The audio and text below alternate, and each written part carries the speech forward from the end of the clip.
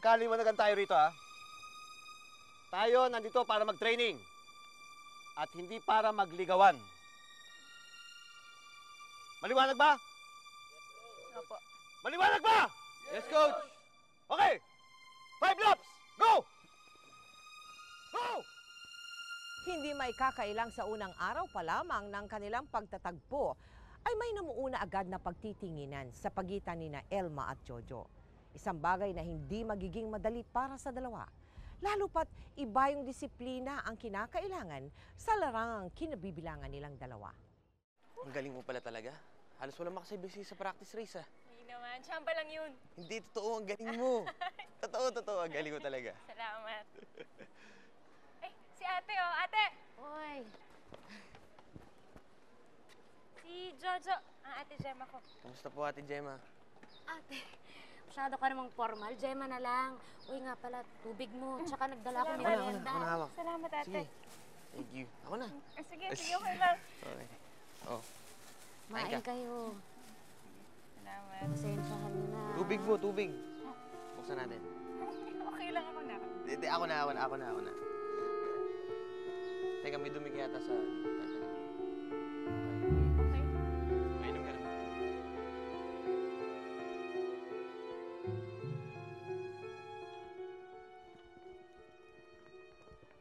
Elma!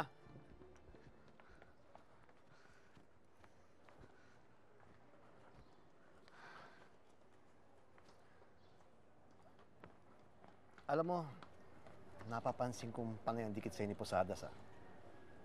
Nandiligo ba siya sa'yo? Oo. Naku, hindi oh. Magkaibigan lang kami ni Jojo.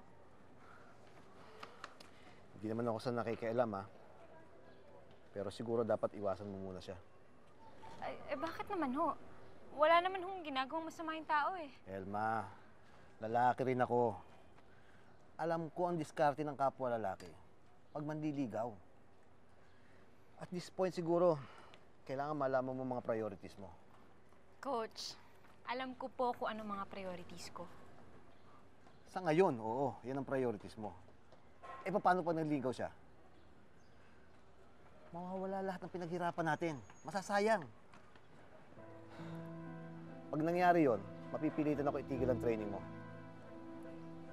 Coach, pagtakbo ang dahilan kung bakit ako nandito sa Maynila ngayon.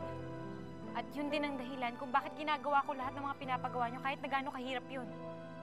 Dahil ito ang pangarap ko. Kung ganon, iwasan mo si Jojo. It's a deal. Tuloy ang training mo. Go! Matapos ang tagpong iyon, sinimula ni Elmang iwaglit sa kanyang isipan si Jojo upang pagtuunan ng pansin ang pag-iensayo.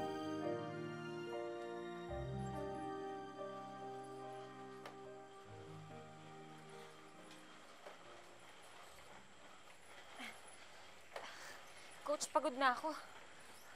Sige na, tuloy mo lang yan. Kaya mo yan. Kailangan ba talaga araw-araw mag-gym? Kailangan. Nakakaisang oras ka pa nga lang eh. Tsaka preparasyon to para sa SEA Games.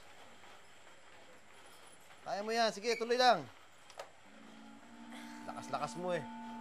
Babae ka nga. Pero talong pa 4 na lalaki sa lakas. Sige, tuloy. Break ka after 1 hour, ha?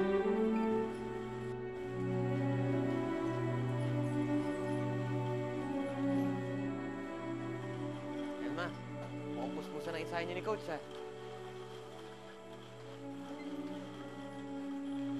Elma, teka, andali.